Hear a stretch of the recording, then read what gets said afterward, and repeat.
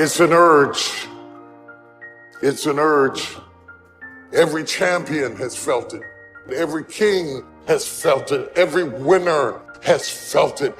Every soldier has felt it. Every victorious person has felt it. The urge to quit.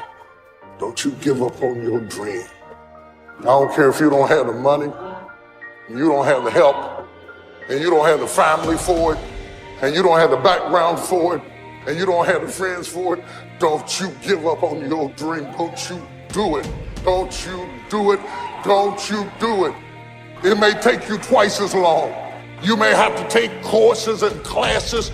You might not read as fast. You might not move as quick. You might not have as much, but don't you quit. Through all the things I've gone through in my life, I had a lot of downs. How did I keep the faith? There was a couple of reasons. Number one, I know from living that if you quit whatever you're trying to accomplish, if you quit, whatever you were trying to accomplish can never happen. There's not even a remote possibility. If you quit, there is no chance of it popping back up again, coming back later. Quitting is guaranteed failure. Now, when you're trying, you're going to fail. But quitting, just stopping, that was the number one thing I understood.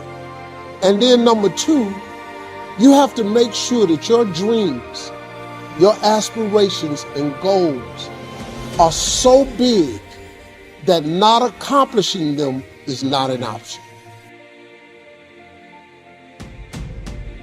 And then the other layer of it is you're probably going to have some suffering to get there or some sacrifice to get there. And so once you've embraced and decided that this suffering, this sacrifice you're making is an indicator of progress. It's an indicator of obsession. Suffering and sacrifice and hard work is an indication of progress towards our dreams. The lack of sacrifice, the lack of suffering in our lives, its removal, its non-existence also equates to a non-existence of a great life, a non-existence of a dream happening, a big one anyway. You have to want something so big that it wakes you up in the middle of the night. You have to want something so big that you think about it all the time. You have to want something so big that it drives you to wake up when you don't want to.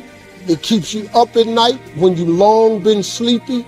It makes you show up, do things you wouldn't normally do. It requires extra. If you want to be extraordinary and not ordinary, if you want to be ordinary, live your life. And so embrace the fact that you're going to have to sacrifice and suffer to some extent. Once you've embraced that it's going to happen, it's almost not that bad. It's kind of like those of you that are fit. You've sort of accepted that before you go to the gym and get there, you're going to have to suffer. And we go anyway. It becomes a habit. No one goes into a gym thinking, I'm not going to have to sacrifice or suffer. There'll be no discomfort or no pain. Yet in life, outside of that one area, most of us are worried about suffering. We're afraid of it. When we're suffering and sacrificing, we wonder whether it's worth it. We wonder whether we're supposed to. We wonder whether sacrifice or setbacks or suffering is a sign it's not our real dream, don't we? See, at the gym, you'd never think, oh, I'm going through some pain and discomfort. This must be a sign I shouldn't be at the gym. You'd never think that. So while it's happening, there's no part of you that says this isn't right. In fact, the indication of the pain and sacrifice and sweat, don't you feel better at the gym? You're like, wow, I really sacrificed today. I really suffered. So in that area, we all know to the extent we suffer and sacrifice is to the extent we grow. And your body is a metaphor for the rest of your life. But the rest of our life, every time we sweat, every time we sacrifice, every time we suffer, we don't do what we do at the gym. We start saying, well, wait a minute. Maybe I'm not supposed to be doing this. Maybe I'm not cut out. Maybe it's not my destiny. Maybe I just can't do it. It's the most unbelievable, ridiculous conclusion we draw, but it's what everybody does, which is another form of distraction, is doubt. Another form of distraction is just doubt, and doubt comes from the suffer. It comes from a loss. It comes from fear. It comes from the sacrifice. And so just remember this. You're supposed to suffer and sacrifice. So let me ask you a question. What are you willing to risk in order to make your dream come true? Nothing ventured, nothing gained. You're going to take a risk. Maybe it's financial. Maybe it's a risk of time. Maybe it's a risk at your job. Maybe it's a risk of looking bad. Maybe it's a risk of failing, of falling on your face, of going broke, of going through pain, of going through anxiety. What are you willing to risk in order to win? The price you will pay for not making your dream come true is far greater than the one that you will pay to make it come true. You'll pay that one the rest of your life. And so ask yourself what you're willing to risk. What's the price you're willing to pay? Never give up until, however long that is, step by step, piece by piece, book by book, go for it. Don't miss the chance to grow, and resolve that you'll pay the price until you learn, change, grow, become. Then you'll discover some of life's best treasures when you pay that price. Because what most people do when they're trying to chase their dream or their big outcome, the whole time they're negotiating the price in their head.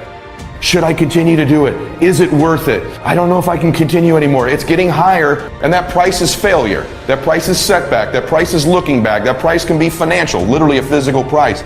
And what happens is, if you don't negotiate that price in advance, it's going to steal your focus and energy and become another distraction. One of the great distractions of chasing our dreams is this thing that goes off in our head as we're negotiating the price we're paying. Is it getting too high? Is it too much? And you'll have people in your ear, it's too big a sacrifice. You're going through too much. And you begin to negotiate it in your mind. It distracts all your focus. You can't be executing and negotiating simultaneously. If you're in your head negotiating and negotiating and negotiating, you can't execute. So negotiate it now. Negotiate it with me now. What are you willing to pay? For me, when I'm after something big, as long as it's legal, ethical, and moral, I'll sacrifice everything else. But I will not sacrifice anything legal, anything unethical, or anything immoral. But beyond that, I'm going to get it. And I know that negotiation comes up front. I accept the suffering. I accept the sacrifice. I know the sacrifice is far smaller than the one I'll pay if I don't do it. And I eliminate distractions, and I go freaking get what I want in my life, just like you can. And this needs to be your recipe as well. Successful people don't negotiate the cost of something. They negotiate whether it's worth it. What I'm telling you is, if you really want something bad enough, it's worth it. It's worth it. So start to feed yourself the worth question over and over and over again, not the cost question. Cost is a distraction. Worth is a focus mechanism. This is so worth it. It's so worth it. It's so worth it. Focuses you. Cost distracts you. Now, if you don't want to do the extra effort, you finna be regular. There's nothing wrong with being regular. A lot of people are happy being regular. I just wasn't. I didn't want to be regular. If I didn't want no regular house, I didn't want no regular car, I didn't want no regular clothes, I didn't want no regular checking account. I just didn't want it. I wanted to have an exceptional home. I wanted to have an exceptional bank account. I wanted to travel exceptional places. Now, if you don't want that, it's perfectly fine. You can be really happy being ordinary.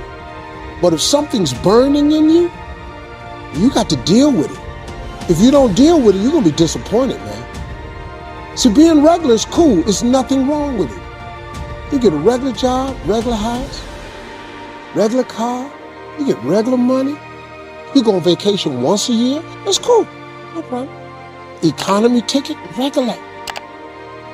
See, let me tell you something. You know what you ought to do? Save your money and buy a first-class ticket. This is how you train yourself to be successful. Save your money, get an upgrade, buy a first-class ticket. Because when you sit in first class, you're going to understand something. The seats are wider. You get a choice of meals, chicken, beef, or fish. You get a bowl of warm nuts. They give you a hot towel to wipe your hands. Why do you think when their plane take off, they close the curtain to first class? They cannot let you see what the f is going on up there because you're going to want it back there, but you didn't pay to get it. Hey, what are they doing? They're serving warm nuts. Where's our nuts? Wait a minute. They didn't get charged for the food. Their food was free. They didn't pay for the headsets. They're watching all the movies. Why don't we have that? because you didn't pay for that. Being successful is a mental condition. You can all mentally condition yourself to being successful. All you got is your mind. You in control of it.